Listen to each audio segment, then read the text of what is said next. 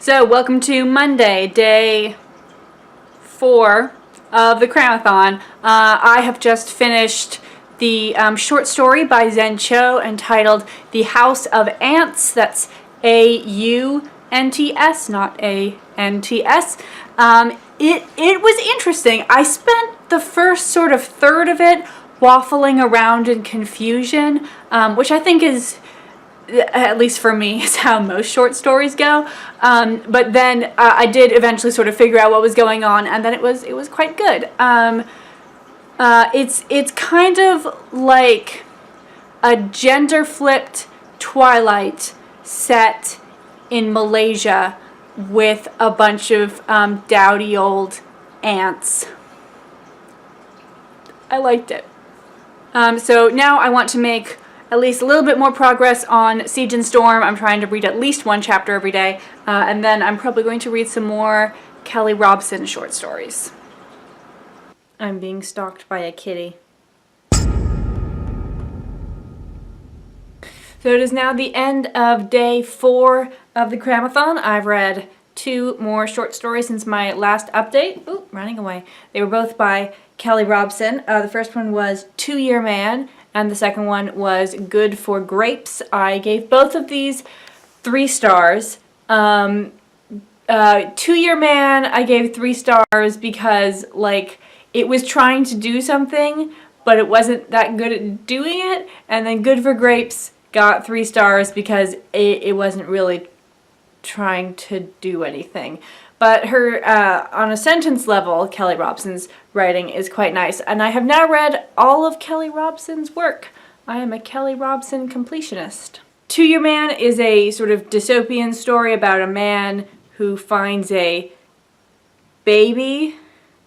And I'm not totally sure what the air quotes mean there, but I definitely think that they are appropriate. And it was interesting in that, brace yourself for an unexpected comparison, but it made me think of Tess of the D'Urbervilles by Thomas Hardy, because in both books, the main character is not an intellectual. And I feel like in like most books, the main character is smart. Like, we've sort of, through the 19th century, we moved away from having our main characters be like good, and then the focus became on them being smart. And it's okay if they, you know, are occasionally morally gray, and it's certainly okay if they're not conventionally beautiful. But they do need to be smart. And both Tess and 2 Year Man, Mikkel, I wasn't totally sure how to pronounce his name, are a bit dim. Which it's a bit sort of jarring to read that, to read like a not smart or intellectual character. And then Good for Grapes, maybe I would have gotten more out of it if I knew more about the manufacture of wine. I know a little bit about the manufacture of wine. There was that one episode of Miss Fisher's Murder Mysteries that was set in a vineyard, so... But it was just like, yeah, that seems like the sort of thing that could happen in someone's life. Why did I read about that? So now checking in with my list, which I went super analog for. So under 200 pages, I've definitely finished that with, you know, most of the things I've been reading are short stories. Read 2 books in 24 hours. I did that yesterday. I finished the 3 Resurrections of Jessica Churchill and The Invention of Hugo Cabret. Read a book set in a different country. I have 2 books for. Hugo Cabret is set in France, and The House of the Ants is set in Malaysia. A book you've been putting off, I have not done that. I haven't finished that yet, but I'm reading Siege and Storm for that, so I should be finished. I should be finished with that in the next 3 days. A book with pictures, Invention of Hugo Cabret, and then graphic novel. I don't think I'm going to be able to do that. I don't have any graphic novels on my TBR, and the only unread graphic novels that I own are the complete Death Note manga, which I don't, like, really want to start, because I really don't want to read just one and then stop. That feels definitely like a series to binge.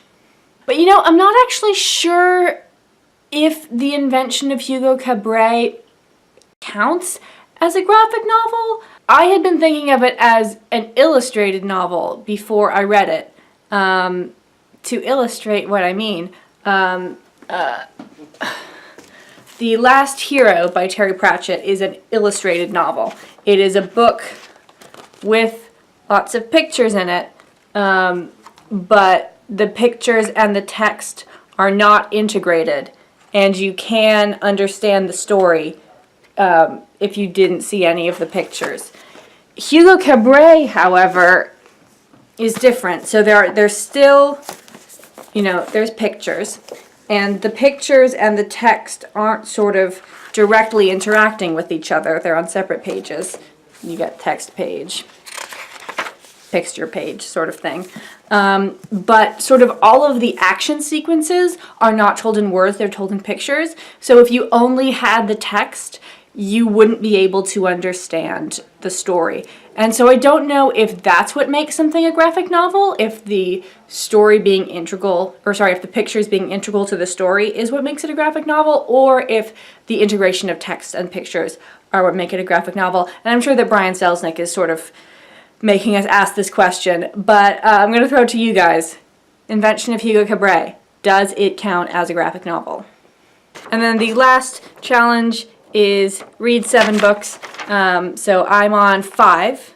The 3 Resurrections of Jessica Churchill, The Invention of Hugo Cabret, The House of the Ants, To Your Man, and Good for Grapes. And I have like 150 pages left in Siege and Storm, and then I have lots of other short stories on my list, so I think it's going to be good. Okay, so it is now Tuesday, and I have just finished the short story The Birthmark by Nathaniel Hawthorne, who you may know because he wrote The Scarlet Letter. I had never read anything by Hawthorne before, and I have to say, this has not inspired me to go any further. So, this is a story about a man who is a scientist, and he gets married to like a beautiful, angelically perfect wife, who her only flaw is that she has a birthmark on her cheek. And this increasingly irritates him, and he becomes obsessed with trying to remove it so that then she will be perfect. And it really contained just one of the worst super Victorian portrayals of women. The wife is incredibly fawning and not particularly intelligent, and she eventually gets to a place where she's like, I would rather die than, live with any sort of flaw that might cause you pain. And I was like, really? And as I was going along, I thought, okay, maybe this is like a satire. Maybe at the end he's going to be like, and that is why you shouldn't behave in this way. But while he does say that like the man is not behaving properly because he is overly obsessed with perfection, the woman, according to Hawthorne, seems to be behaving appropriately. Yes, die if you are not beautiful enough for your husband. Also, there was like some bonus racism because the assistant of the scientist guy has like, I think it's a name that I think Hawthorne thought was either Arabic or South Asian, and he is described like in animalistic ways, and I was like, ah. So I gave it 2 stars. Don't read this. It was bad. Hey guys, it is now Wednesday, which is in fact also my birthday. I am now 25. This is terrifying. So let's not talk about that. Let's talk about my reading plans. There are 3 days left in this readathon, which is convenient because there are 3 more short stories that I want to read and 6 more chapters left in Siege and Storm. So I will be reading 1 short story per day and 2 chapters of Siege and Storm, and I'm about to go start that game we played during the war. I just got back from my birthday party where I ate cheese fondue, and now I'm in a cheese coma, so I'm just gonna go to sleep. I'll tell you about that game we played during the war later.